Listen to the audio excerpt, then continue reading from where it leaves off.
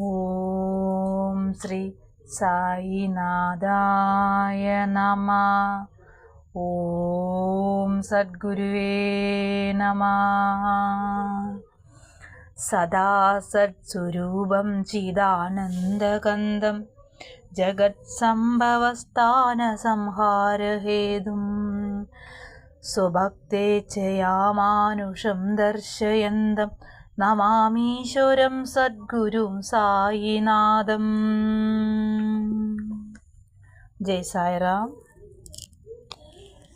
എല്ലാ സജ്ജനങ്ങൾക്കും വന്ദേ ഗുരുപരമ്പര എന്ന യൂട്യൂബ് ചാനലിലേക്ക് സ്വാഗതം.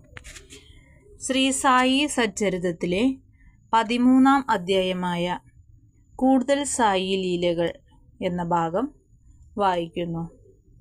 മായയുടെ അചിന്ത്യ ശക്തി. ബാബയുടെ വാക്കുകൾ ഹ്രസ്വവും ഋജുവും അർത്ഥവത്തും അഗാധവും സുശക്തവും കൃത്യവുമായി തീരുന്നു. ബാബ സദാ തൃപ്തനും ഒന്നിലും താല്പര്യമില്ലാത്ത ദേഹവുമായിരുന്നു. ബാബ പറയും, ഞാൻ ഫക്കീറായെങ്കിലും ഭാര്യയോ വീടോ ഇല്ലെങ്കിലും എല്ലാം പരിത്യജിച്ച് ഒരു സ്ഥലത്ത് ഇരിക്കുകയാണെങ്കിലും ഒഴിയാത്ത മായ എന്നെ അലട്ടിക്കൊണ്ടിരിക്കുന്നു. ഞാൻ എന്നെ മറന്നാലും മായയെ മറക്കാൻ കഴിയുന്നില്ല.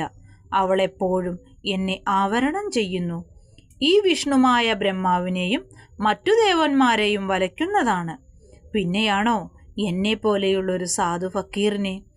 ഭഗവാനിൽ അഭയം തേടുന്നവർക്ക് അവളുടെ പിടിയിൽ നിന്നും മോചനം ലഭിക്കും. ഇത്തരത്തിലാണ് ബാബ മായയെ പറ്റി പറഞ്ഞത്. ഉദ്ധവനോട് ശ്രീകൃഷ്ണൻ പറഞ്ഞു, ഋഷിമാർ എൻ്റെ ജീവിക്കുന്ന രൂപങ്ങളാണ്. ബാബ ഭക്തന്മാർക്കു വേണ്ടി പറഞ്ഞതെന്തെന്ന് നോക്കൂ.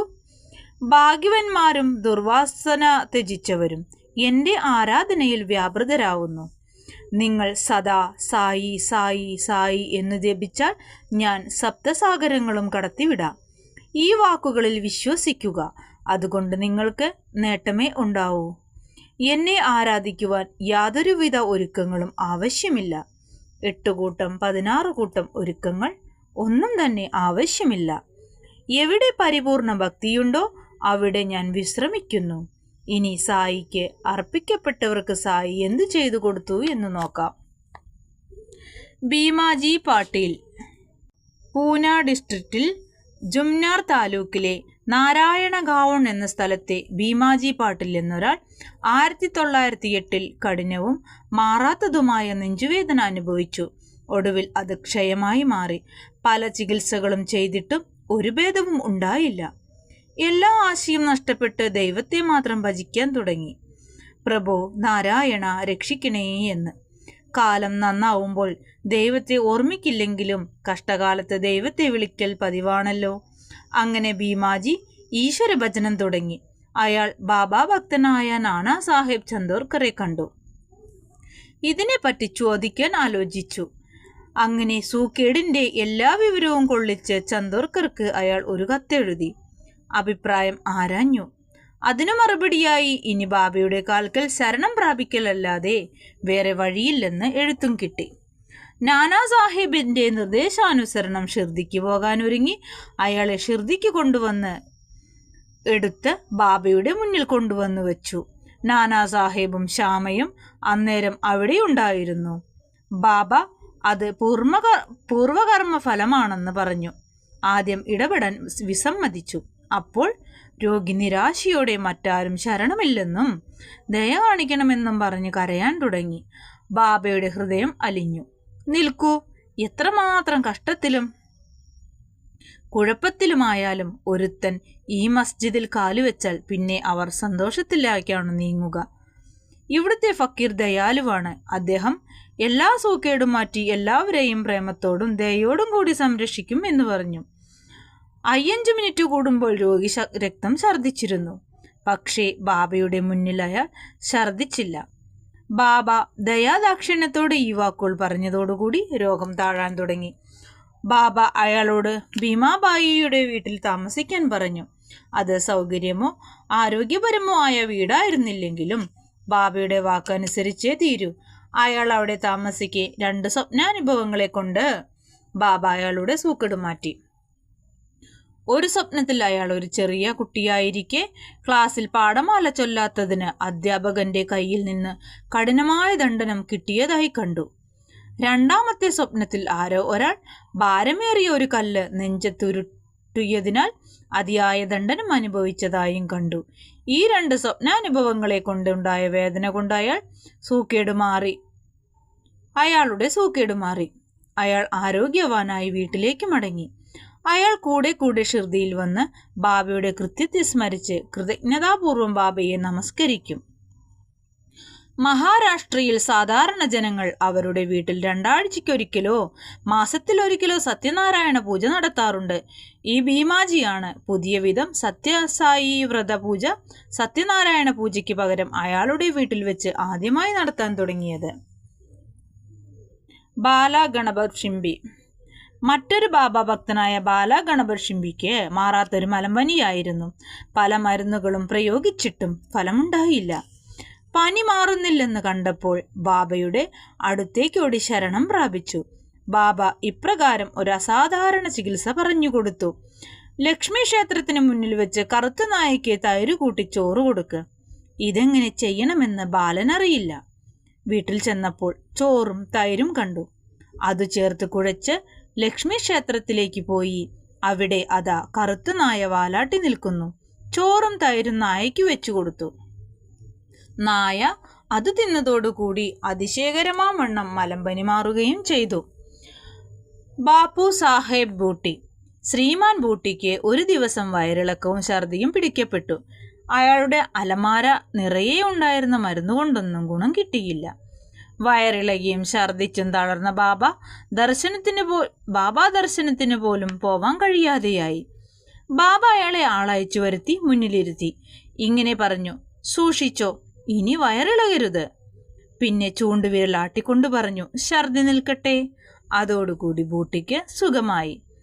ബാബയുടെ ആജ്ഞാശക്തി നോക്കുക.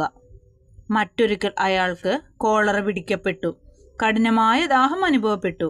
ഡോക്ടർ പിള്ള പലതും ശ്രമിച്ചിട്ടും ഒരു ശമനവും കിട്ടിയില്ല.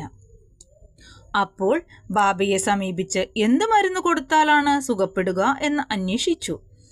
ബാബ പറഞ്ഞു, നാരങ്ങ, അണ്ടിപ്പരിപ്പ്, കാരയ്ക്ക ഇവ പഞ്ചസാര ചേർത്ത് പാലിൽ കഴിക്കട്ടെ എന്ന്.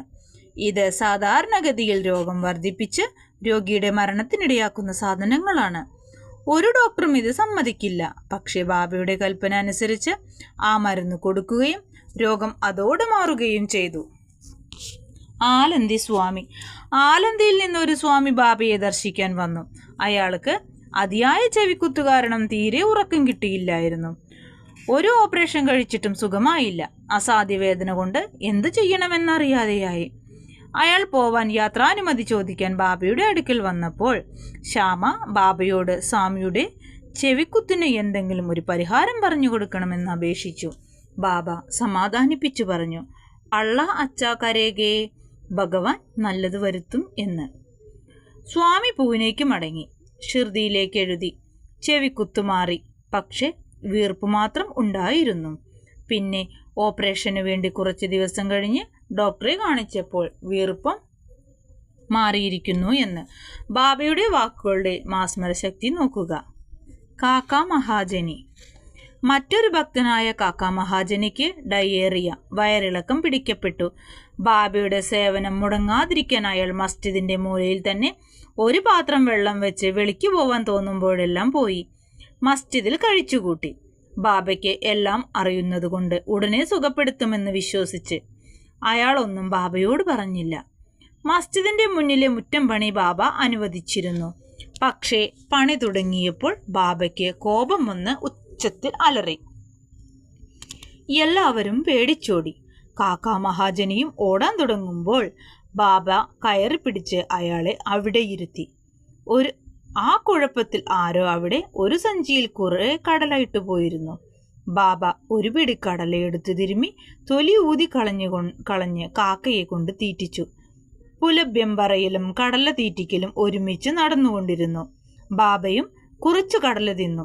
കടല തിന്നു കഴിഞ്ഞപ്പോൾ തനിക്ക് ദാഹിക്കുന്നു, വെള്ളം വേണമെന്ന് കാക്കയോട് പറഞ്ഞു. കാക്ക ഒരു പാത്രം നിറയെ വെള്ളം കൊണ്ടുവന്നു. ബാബ കുറച്ചു കുടിച്ച് ബാക്കി കാക്കയോട് കുടിക്കാൻ പറഞ്ഞു. പിന്നെ ബാബ പറഞ്ഞു, ഇപ്പോൾ നിന്റെ വയറിളക്കം മാറി, ഇനി മുറ്റം പണി നോക്കിക്കോ. അപ്പോഴേക്കും ഓടിപ്പോയവർ മടങ്ങി വന്നു. കാക്കയുടെ വയറിളക്കം മാറി. എല്ലാവരും കൂടി പണിയെടുക്കാൻ തുടങ്ങി. കടലയ്ക്ക വയറിളക്കത്തിന് മരുന്നാണോ? ഡോക്ടറുടെ അഭിപ്രായത്തിൽ കടലയ്ക്ക സൂക്കേട് വർദ്ധിപ്പിക്കും, മാറില്ല. ഇതിലും മറ്റു കാര്യങ്ങളെപ്പോലെ ബാബയുടെ വാക്കാണ് യഥാർത്ഥ മരുന്ന്. ഹർദിയിലെ ദത്തോപാത് എന്നൊരാൾ 14 വർഷങ്ങളോളം വയറ്റിൽ വേദന അനുഭവിക്കുകയായിരുന്നു. ഒരു മരുന്ന് കൊണ്ടും ഗുണം കിട്ടിയില്ല. ബാബ ദർശന മാത്രയിൽ സൂക്കേട് ഭേദമാകുമെന്ന് കേട്ട അയാൾ ഷിർദിയിലേക്ക് ഓടി. ബാബയുടെ കാൽക്കൽ വീണു. ബാബ ദയാപൂർവം അനുഗ്രഹിച്ചു. ബാബ തലയ്ക്ക് കൈവച്ച് അനുഗ്രഹിക്കുകയും ഉതി കൊടുക്കുകയും ചെയ്തപ്പോൾ അയാൾക്ക് സൂക്കേട് മാറി. പിന്നീട് ഒരിക്കലും ആ സൂക്കേടുണ്ടായില്ല. അധ്യായ അവസാനത്തിൽ 3 സംഭവങ്ങളും കൂടി പറഞ്ഞിട്ടുണ്ട്. മാധവ റാവു ദേശ്പാണ്ഡെക്ക് മൂലക്കുരുവായിരുന്നു. ബാബ അയാൾക്ക് സുന്നാമുഖി കഷായം കൊടുത്തു. അയാൾക്ക് സുഖമായി. 2 കൊല്ലം കഴിഞ്ഞ് വീണ്ടും വന്നപ്പോൾ അയാൾ ബാബയോട് ചോദിക്കാതെ തന്നെ അതേ കഷായം കഴിച്ചു. അതുകൊണ്ട് സൂക്കേട് വർദ്ധിച്ചു. പിന്നീട് ബാബ അനുഗ്രഹിച്ച് സൂക്കേട് മാറി. കാക്ക മഹാജനിയുടെ അനുജൻ ഗംഗാധർ പാന്ത് വളരെ കാലം വയറ്റിൽ വേദന അനുഭവിച്ചു. ബാബയെ പറ്റി കേട്ട് അയാൾ ഷിർദിയിൽ വന്ന് സൂക്കേട് മാറ്റാൻ പ്രാർത്ഥിച്ചു. ബാബ വയർ തൊട്ട് പറഞ്ഞു, ദൈവം മാറ്റിത്തരും. അന്നു മുതൽ വയറ്റിൽ വേദന പൂർണ്ണമായും സുഖപ്പെട്ടു. 3. നാനാ സാഹേബ് ചന്ദോർക്കറും ഒരിക്കൽ കഠിനമായ വയറ്റിൽ വേദനയുണ്ടായി. രാവും പകലും വിശ്രമമില്ലാതെ നരകിച്ചു. ഡോക്ടർമാർ കുത്തിവെച്ചിട്ടും സുഖം കിട്ടിയില്ല.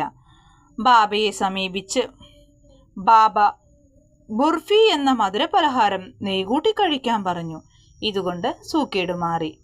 ഈ കഥകളിൽ നിന്നും യഥാർത്ഥ മരുന്ന് ബാബയുടെ വാക്കും അനുഗ്രഹവുമാണെന്നും അല്ലാതെ കഴിച്ച മരുന്നല്ലെന്നും തെളിയുന്നു. ശ്രീ സായിയെ നമിക്കുവിൻ. ലോകശാന്തി ഭവിക്കട്ടെ. ഓം ശ്രീ സായിനാഥായ നമഃ. ശ്രീ സായി സജ്ജരിതം കേൾക്കുന്ന എല്ലാ സജ്ജനങ്ങളെയും ശ്രീ സായിനാഥൻ അനുഗ്രഹിക്കട്ടെ എന്ന് പ്രാർത്ഥിച്ചുകൊണ്ട് 13-ാം അധ്യായത്തെ ബാബയുടെ തൃപ്പാദങ്ങളിൽ അർച്ചന പുഷ്പമായി സമർപ്പിക്കുന്നു. ജയ് സായിറാം. വന്ദേ ഗുരുപരമ്പര.